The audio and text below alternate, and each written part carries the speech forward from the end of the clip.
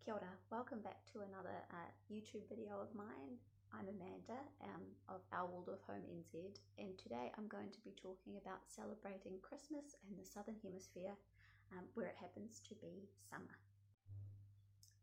This video was made after I'd done some research and contemplating about it, because some people have been asking me about my thoughts. Not that I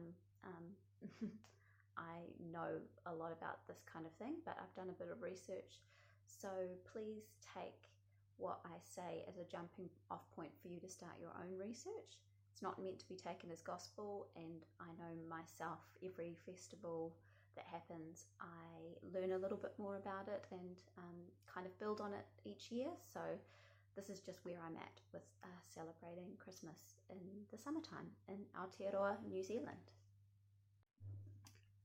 So the sources for most of my research for this topic today comes from Rudolf Steiner, obviously, and this book called Living a Spiritual Year by Adrian Anderson.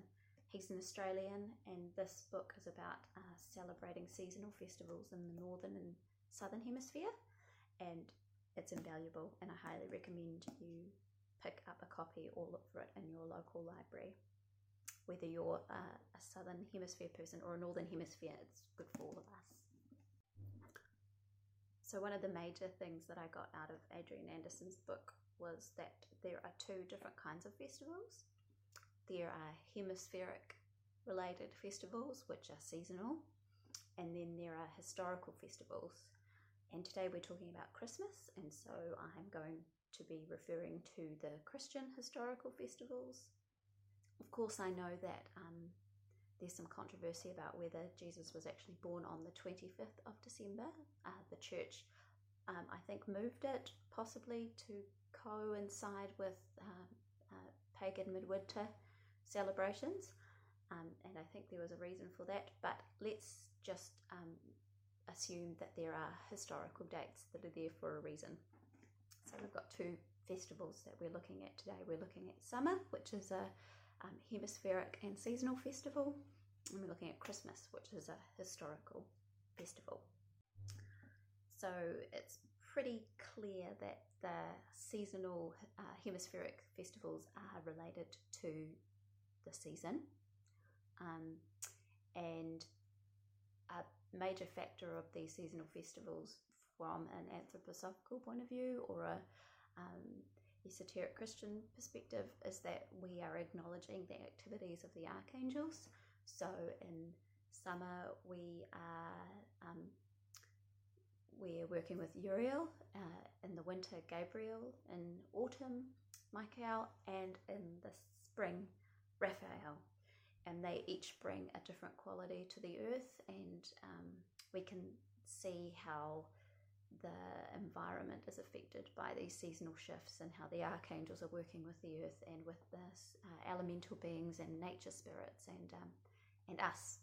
So that's how I think about the seasonal festivals. It's very much linked to an archangel and what's happening physically on the planet. It's us getting in touch with our environment and, you know, that kind of soul activity that happens when the environment and the seasons shift and how that affects us inwardly.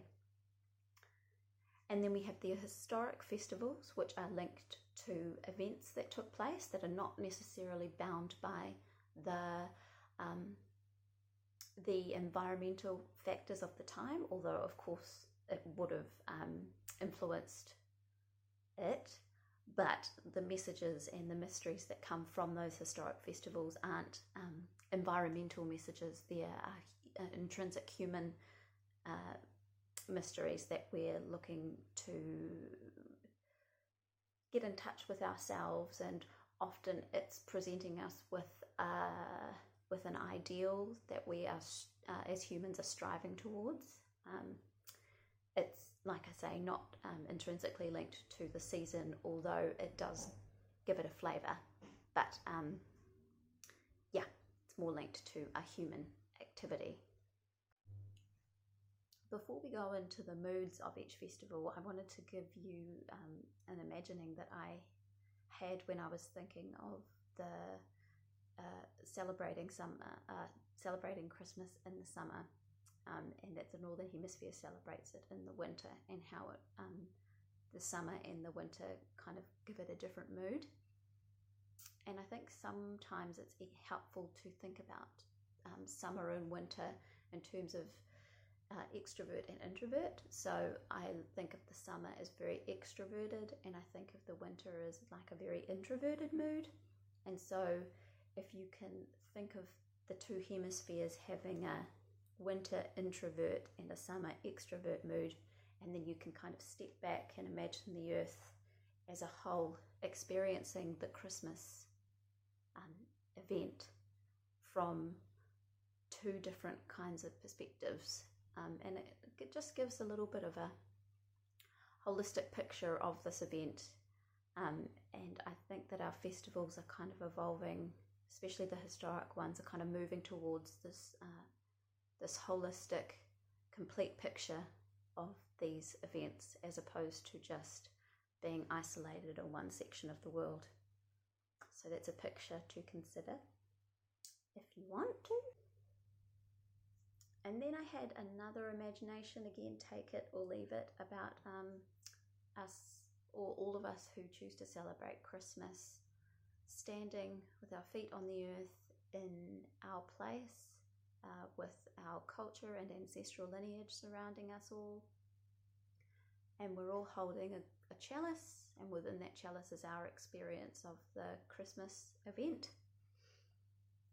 And it's been offered up to the spiritual world, and so these golden like tendrils are coming up from the chalice and then going into the spiritual world, and that those golden tendrils unite to surround the earth in like a golden light, which then is rained back down on the earth and brings the sense of enlivening to it.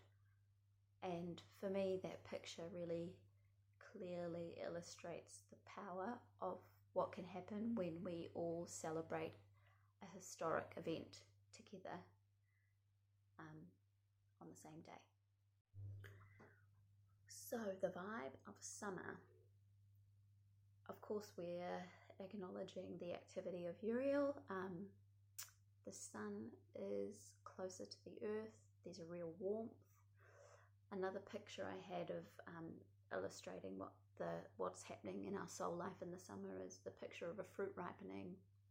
If you think of the fruit or if you think of a fruit tree in the winter, and all the leaves and blossoms are all budded and inward, and then the sun gets closer to the earth and the spring comes and these blossoms are pulled outwards, and then the sun gets closer and it becomes summertime, and this blossom becomes a fruit, and it gets riper and riper, and there's kind of like an expansion that's happening. And I feel like that's what's happening to us. We're expanding out into our environment. The nature spirits and the elementals are all drawn upwards towards the sun. There's a lot of activity, and you can kind of sense it. You see it in the air with the pollen, and you can kind of feel the movement in the air of the elemental beings and just the nature spirits all busily doing what they need to be doing. And you see it in the activity of the bees and the insects, and the cicadas that emerge from the earth and do their thing in the summer.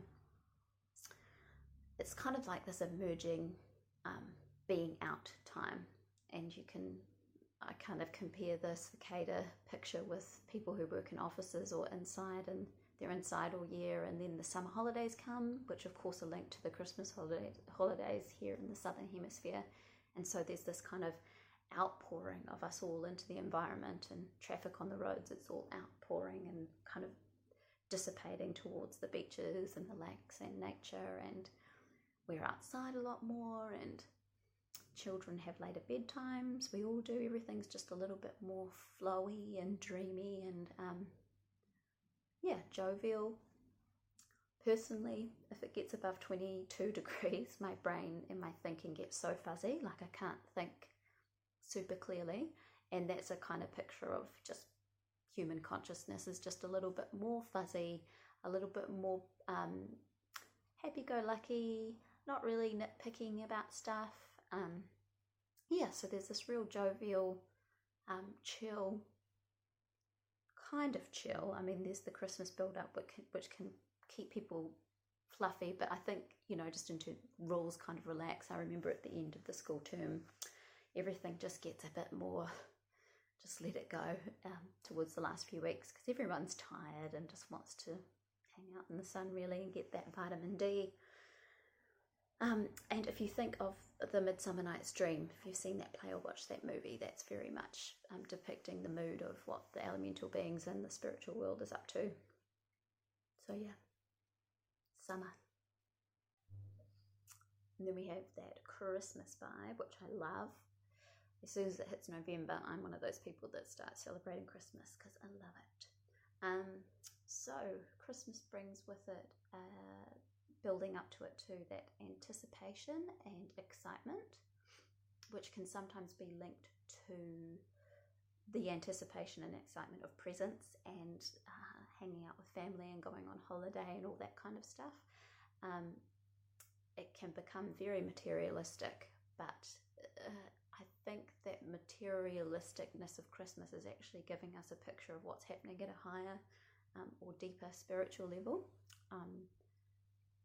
I don't know if this is right, but I kind of had an imagining of the spiritual world being in a sense of anticipation and excitement, waiting for Jesus to be born.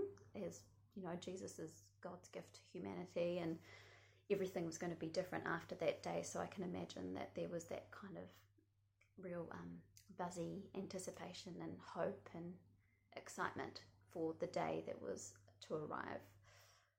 So I think with all that materialism of Christmas, which I get sucked into myself because I love presents, giving and receiving, but it's good to just remind ourselves why we're giving presents. So what is the purpose of gift giving? And it is a reminder to us all of the abundance that surrounds us, that comes from the spiritual world and our earth, and to remind us of generosity and unconditional love and just the spirit of giving. It's not necessarily about receiving, although to receive something gracefully and with love is a lesson in itself.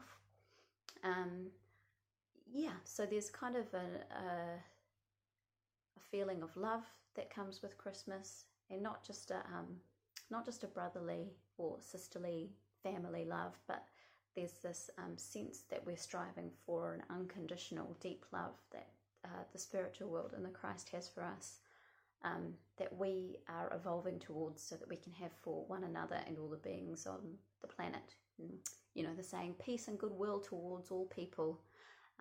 That's very much the vibe of Christmas. It's really easy to get caught up in all the excitement and franticness, and we busy ourselves because of all the materialistic expectations, but it's very a good time to sit back and just reflect on how we can just be better people and go forward into the year with a sense of, again, love, gratitude and generosity for ourselves and for other people. So after describing those two vibes, I do feel like they do complement each other.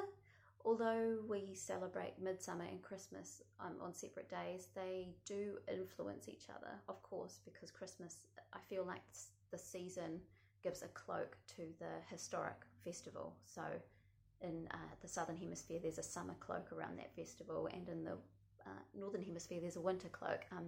It does give it a different flavour, but the intrinsic deep message is still relevant to each hemisphere, whereas the Midsummer festival celebrations and the acknowledgement of the Archangel and what the elemental spirits are doing is quite different to the midwinter festival in the north, and what the Archangel and the elemental spirits are doing there. So that's why I think it's really important to acknowledge where we are seasonally, and, for example, celebrate Michaelmas in autumn, regardless of what hemisphere you're in, and not tie Michaelmas to a date, not confuse it with a historic event, because it's an acknowledgement of the Archangel Michael, and to celebrate his activity or their activity during spring seems a little bit off to me, but you know, if it makes sense for you, then of course just keep doing it, because I'm not you, and I'm sure that you have a reason for it. But that's just my 2 cents. So for midsummer, we celebrate that with my mother on the 22nd. This year we're doing it a lot earlier because we're all going away. So we'll be doing it on like the 16th or something. But we spend the day cooking, making real seasonal, summery foods, lots of salads, lots of fruit salad, fresh foods, and I think a meat for those that eat it. I don't eat meat. But and then we do just general decorating of the house, pick fresh flowers, and lots of white and gold around, because that's, for me, feels like the colours of the sun. And then we give each other a book, so each person has one person to give a book to, and that's kind of linked to the Christmas thing, but I don't know, it's just nice to do it on that day too. And then we make sun wreaths, which can either be flower crowns, or they can be wreaths that we hang in our rooms. And we haven't done it since Phoenix has been born, because I just haven't been in the space to like organise craft stuff. But now that he's almost 3, I think he'll really enjoy creating a wreath that can be in his room, and we can put things on it that remind him of, well, things that he's grateful for, things that represent summer and the sun. And so we can either make that out of clay, or we'll probably draw pictures or attach flowers and leaves and things to it, just as a reminder of the gifts that summer brings with it, and and acknowledgement and celebration of the archangel, and what's gratitude towards the spiritual beings and all the help that they're giving us. And for Christmas, it's pretty much the same as Christmas anywhere, really. If we're with my dad, he's a Presbyterian minister, so we go to church and sing carols and stuff, which I really like. And if we're with Reese's family, then we have, they're not particularly religious, so we just kind of hang out with family for the day and eat good food and, you know, just enjoy each other's company. But I did want to mention that I feel like the pine tree is just as relevant in summer as it is in winter.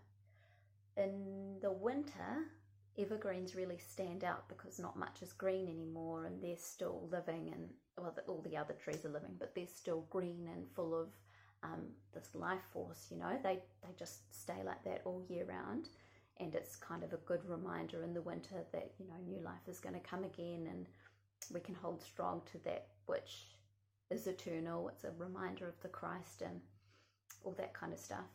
But actually, I feel like it works in summer too, because just like we are going out into the periphery and our soul life is very outwards and very much social, and we're not very contemplative inwardly. We're very out extroverted, not focused so much on the deeper, quieter stillness in ourselves. We're very busy. And the pine tree represents that eternal part of ourselves, or the Christ that is quietly just always there, even in the summertime when we may be more focused on our roses blooming, or our you know, all the flowers out, and all these amazing trees that have beautiful leaves, such beautiful, like, vibrant greens. We're more focused on all that stuff. These humble pine trees are just still there, just quietly plodding along, doing their thing, you know, just evergreen. And it's kind of that part of ourselves too that we may lose touch with our deep inner self, but it's always there, and we will come back to it as the summer kind of dissipates and it moves into autumn. So pine trees still relevant, but yeah, and it's good to decorate it with things that you kind of want to adorn yourself with, or be thankful to the Christ for, or the sun spirit, the sun god, whatever, you know, is your jam. Wow, that's it, really. Those are my ponderings. about Christmas in the summertime. Like I said, I'm sure that these ponderings will evolve and change every year as I get older and wiser. But I hope that that's given you a point from which to jump off. And you'll have noticed that I didn't really touch on what to do if you're not Christian, because I kind of am Christian, and so, or I have those beliefs. I have a lot of other beliefs as well, but you know, those resonate with me, and I think that the Christian festivals of Easter, Pentecost, and Christmas, for me, they're Christian contemplative festivals, that the Christ is really important in them. So if you're not a Christian, which is all good for sure, then I think it's up to you to decide how you incorporate, how you make Christmas your own, if you even celebrate it, which I'm sure lots of people don't, which is good because they have other stuff as well. I mean, something just off the top of my head is that you could perhaps just look at, regardless of whether you believe in Christ or not, you could think about the principles of Christmas: peace, love, joy, and focus on that, as opposed to the birth of Jesus and all that kind of thing. But that's up to you. I'll have a link below because I have done a wee craft tutorial. That could be a fun thing to do. A little felted star with a little pocket baby in it, which you can hang on your tree, or, you know, can be a little toy for your kiddos. But yeah, so check that out. Please like and subscribe and share and comment, because that's how people find me. And feel free to come visit me on Instagram or Facebook. And also check out my podcast, which is called The Mystic Discoveries, which you can find on Podbean and on iTunes. And if you go to that, then be sure to leave a comment as well, because that's a free way to support me, which would be rad. Okay, thanks for watching. Ka kite anō, and go well.